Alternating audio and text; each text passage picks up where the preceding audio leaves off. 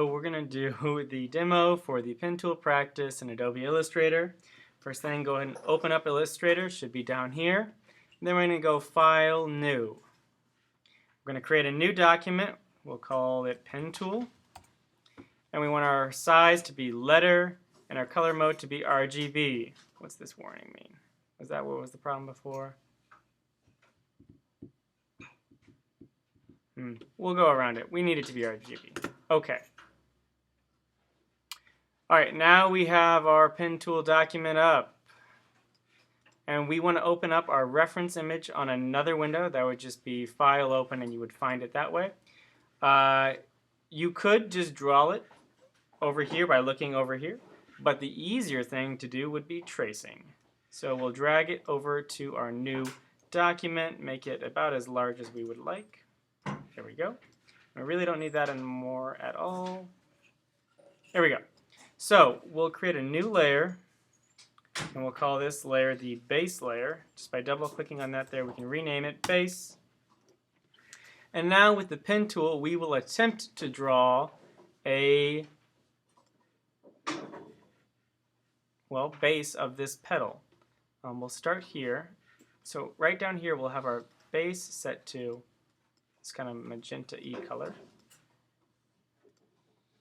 And we'll see how well it works for us. And unsurprisingly, it is filling it in as gray. This has to do with the color on the document defaults, which is probably also where we kind of ignored that warning. But we can go back and change it after I get this first one kind of completed. So I'm clicking and dragging if I want to bend the line. If I want it to just be a point, I can just click. If I need it to be a point and go off in a different direction, I'll click on it again. See how the little icon on the bottom of it there turns to a point? If I click on this again, it will be a point and stay a point. And click and bend. Click on that for it to be a point. Click and bend for that to be a point. Click, it's a point again. And now I'm just going to go ahead and close it. Okay, so good, not great. Of course, I can always go back with my direct selection tool, the white one there, and move these handles, and I can even move some of these anchor points. Alright, so this is gray. We don't really want it to be gray. We can switch it to color one, purple. That's not purple, it's magenta, whatever. So we've got one base layer there, and we're going to unisolate that. Now, we'll just throw on another one, and if we're lucky, this one will be that magenta color that we want.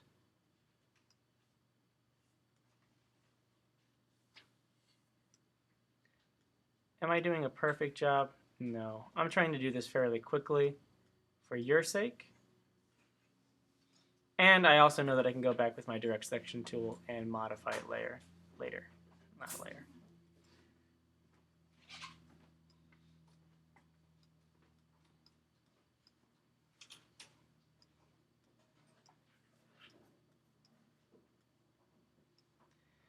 Okay, and we need to close it there, and we'll do one last one up here before we start fiddling with this one's going to be in the back. So it may have been a good idea for me to do all of these on separate layers, but we can rearrange them within the layer if we need to. Alright, so and you can see when I've expanded this layer here, we have a 1, 2, 3, 4, our multiple images on it. Of course, I didn't put them on the right layer. My intention was for these to be up here in this. There we go. Now it's organized the way we should have it organized. Okay, so, well, looking at this, which one's on top? Looks like this guy, then these two, and then this one. So we can do that. We can take this one and drag it to the top. Well, no, it's totally fine. Take you and drag you to here. That ought to get us pretty pretty close. And then you go on the bottom, I think. Okay. Well, this is going to have to be an artistic interpretation of this flower. It's got kind of a white outline to a lot of these petals, so we can throw a stroke on it to simulate that. And we'll do that by selecting this layer. And right now we don't have any stroke, but let's say we want a white stroke to be, oops, how about we select these objects first and give ourselves the white stroke that we wanted. This does not look very good, but we're going to keep working.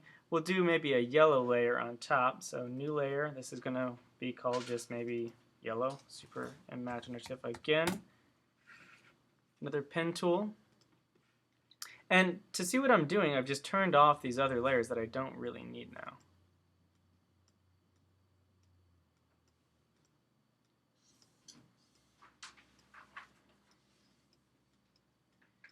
And again, I've got it set to the wrong fill color.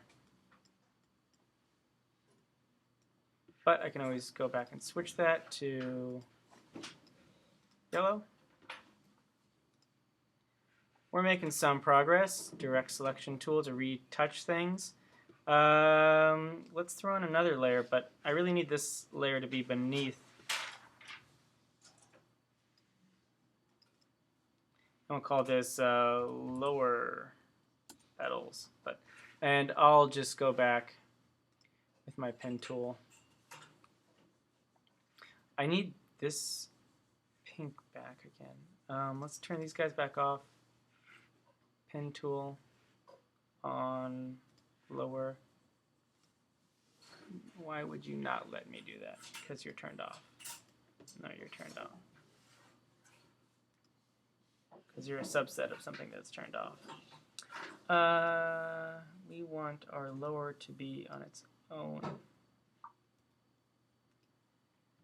So we didn't have that on its own separate layer. Now we do. And now we should be able to draw. Illustrator is just full of all kinds of fun, obnoxious little things you have to constantly be checking they're set correctly. And we'll draw another one over here. Obviously parts of this that aren't going to show I don't really care about. Alright, now let's select this guy, and we want the fill to be something like that. A good way to do that would be to get our eyedropper tool and say, like that color. And we want these actually to be beneath the other things. And we do want them to have a stroke too.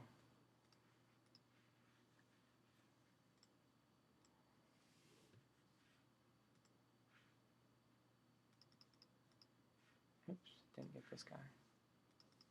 This is a very rough interpretation of this orchid. It would be good to,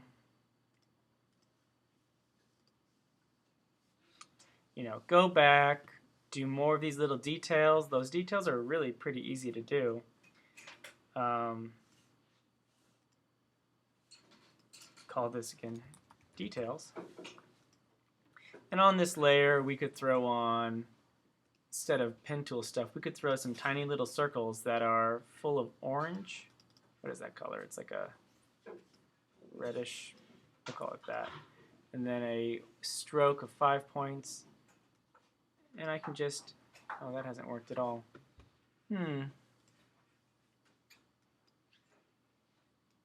Oh, the stroke's so thick. There it is.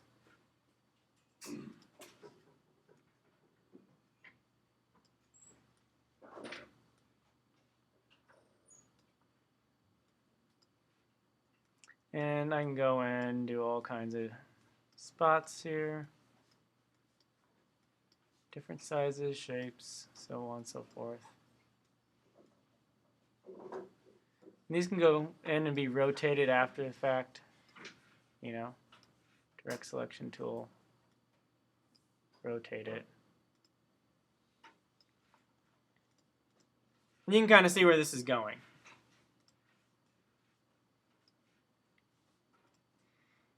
Oh, that looks horrible with white background. I can't let that be.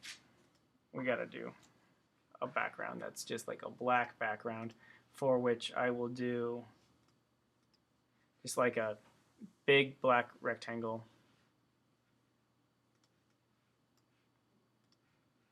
on a layer that's lower than everything else. Whoop, lower than everything else. There we go. Let's, where are my details? Oh, I did that black one on the same layer as everything else. I'll just select that big black rectangle, go Object, Arrange, Send Back. And then my details are still not where they need to be.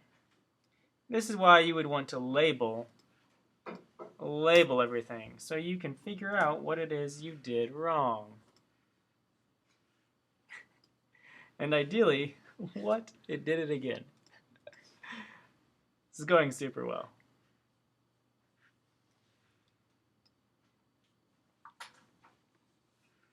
Yep.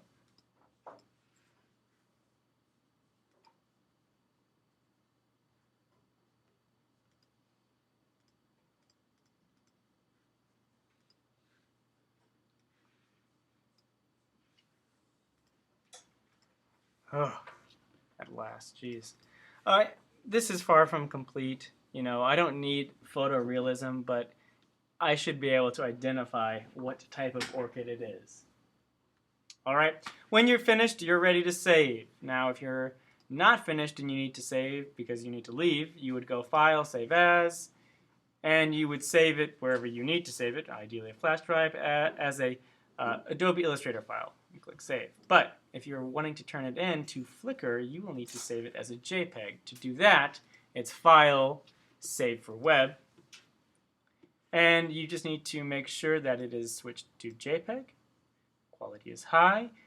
Image size is at least 1,000 pixels. Check. Actually, really, the smaller of the two should be 1,000 pixels. Okay?